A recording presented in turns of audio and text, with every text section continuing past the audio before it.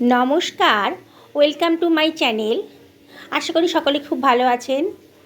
আজকে আমি আপনাদেরকে পেঁয়াজের একটা পকোড়া করে দেখাচ্ছি। এটা বাড়িতে বানানো খুবই সোজা আর ঝটপট বানানোও হয়ে যায়। হঠাৎ করে গেস্টটা চলে এলে আপনারা এটা সহজেই বানিয়ে দিতে পারবেন। একেবারেই সোজা, কিন্তু খেতে কিন্তু অতি সুন্দর। আপনারা শেষ পর্যন্ত ভিডিওটা দেখুন, কত সুন্দর হয়েছে। দেখুন বাইরে এটা কীরকম ক্রিস্পি আর ভেতরটা কতটা নরম। সামান্য বাড়িতে থাকা কয়েকটা উপকরণ দিয়ে এটা বানানো হয়ে যাবে। এই জন্যে আমি দুখানা পেঁয়াজ নিয়ে নিয়েছি। পেঁয়াজের খোসাটা আগে থেকে কেটে পরিষ্কার করে রেখেছি। এবার পেঁয়াজটাকে দেখুন আমি ছুরি দিয়ে কিরম করে কেটে নিচ্ছি। পাতলা পাতলা, একেবারে পাতলা পাতলা করে আমি পেঁয়াজটাকে কেটে নিচ্ছি। পেঁয়াজ দুটোকে কেটে নেব। দেখুন আমার পেঁয়াজগুলো কাটা হয়ে গেছে। একটু হাত দিয়ে চাপ দিলেই পেঁয়াজের পাপড়িগুলো আলাদা হয়ে যাচ্ছে। একেবারে পাতলা পাতলা করে কেটে নিয়েছি। এবার এই পেঁয়াজ কাটার মধ্যে আমি দিয়ে দিলাম 2 টেবিল চামচ মতো চালের গুঁড়ো। এবার দিয়ে দিলাম 2 টেবিল চামচ মতো কর্নফ্লাওয়ার। আর দিয়ে দিলাম 1 টেবিল চামচ মতো চাট মশলা। এবার আমি ভালো করে পেঁয়াজের মধ্যে এই উপকরণগুলোকে ভালো করে মিশিয়ে নিচ্ছি। দেখুন ভালো করে আমি এগুলোকে মিশিয়ে নিচ্ছি। এবার 5খানা আলুগুলো সাইজগুলো দেখুন, একেবারেই ছোটো ছোটো আলু, তাহলে 5খানা লেগেছে আমার।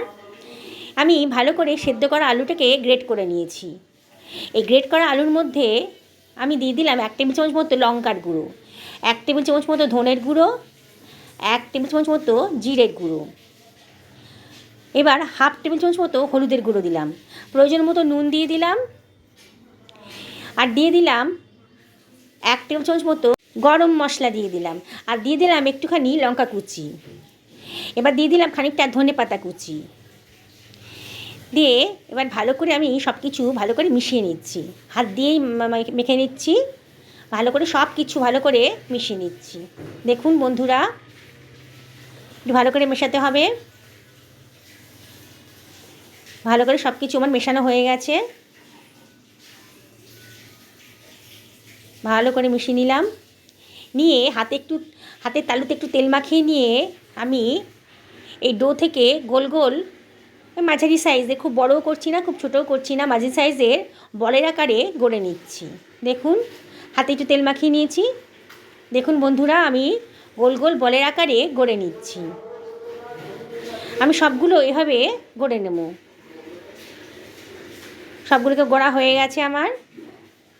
এবার আমি একটা বাটির মধ্যে 2 টেবিল চামচ মতো ময়দা নিয়ে নিয়েছি আর জল দিয়ে একটা পাতলা ব্যাটার বানিয়ে নিচ্ছি। দেখুন কোনো লাম্পস না থাকে ভেতরে, পাতলা একটা ঘোল বানিয়ে নিয়েছি। এবার আমার যে পেঁয়াজটা রেডি করে রেখেছিলাম তার মধ্যে সামান্য একটু নুন দিয়ে দিলাম, কারণ চাট মশলাতে অনেকটা নুন থাকে বলে আমি খুব অল্প একটু নুন দিয়ে দিয়েছি, নাহলে নুনটা বেশি হয়ে যেতে পারে, তখন খেতে ভালো লাগবে না। এবার আমার যে বলগুলো আমি বানিয়ে রেখেছিলাম, আলুর বলগুলো আমি এবার ঘোলটার মধ্যে চুবিয়ে দিয়ে দেখুন এবার পেঁয়াজের মধ্যে দিয়ে দিচ্ছি। দিয়ে হাত দিয়ে দেখুন, ভিডিওতে দেখুন আমি কীভাবে বানাচ্ছি। হাত দিয়ে পেঁয়াজের একটা কোটিং করে দিলাম। ওপর থেকে পেঁয়াজের একটা কোটিং হয়ে যাচ্ছে। বন্ধুরা আপনারা এরকম করে বানিয়ে দেখবেন, খেতে কিন্তু সত্যি খুব অসাধারণ লাগে। বিকেলে চা কফির সাথে এরকম একটা পকোড়া হলে তাহলে তার কথাই নেই। আপনারা বানিয়ে দেখবেন। দেখুন প্রথমে আমি একটা ঘোলের মধ্যে চুবিয়ে দিচ্ছি, দিয়ে পেঁয়াজের ওপর দিয়ে পেঁয়াজের একটা কোটিং করে তারপরে এগুলো সব বানিয়ে নিচ্ছি। আমি আগে সবগুলো বানিয়ে নেব। দেখুন বন্ধুরা, খুব সোজা বানানোটা, যে কেউ এটা বানাতে পারবে, একবার দেখে নিলে। দেখুন আমি সবগুলো আমার বানানো হয়ে গেছে। এইবারে আমি ভাজার দিকে চলে যাচ্ছি। কড়াইতে আমি পর্যাপ্ত পরিমাণ তেল দিয়ে দিয়েছি। এই 5 টেবিল চামচ মতো তেল দিয়ে দিয়েছিলাম। দিয়ে এবার হাই ফ্লেমে রেখেছি। এবার আমি বলগুলোকে ভেজে নেব। একসঙ্গে সবগুলো দেবো না, তাহলে কিন্তু ফেটে যেতে পারে। আমি অল্প অল্প করে বলগুলোকে ডিপ ফ্রাই করে নিচ্ছি। একটু হালকা হাতে নাড়তে হবে, খুব জোরে নাড়লে পরে কিন্তু ভেঙে যাবে। এটা খেতে কিন্তু সত্যি খুব সুন্দর হয়। আপনারা বাড়িতে একবার ট্রাই করে দেখুন আমার মতন করে রান্না করে।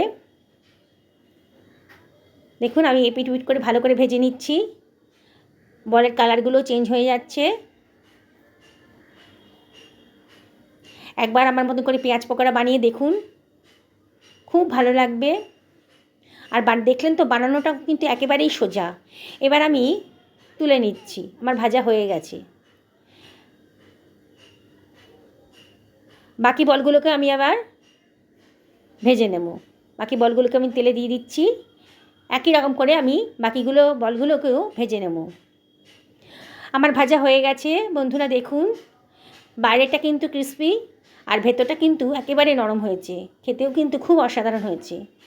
বন্ধুরা, যারা ফেসবুক থেকে এই রেসিপিটা দেখছেন তাদেরকে আমি রিকোয়েস্ট করব আমার পেজ টকঝাল মিষ্টি পেজটাকে ফলো করার জন্যে।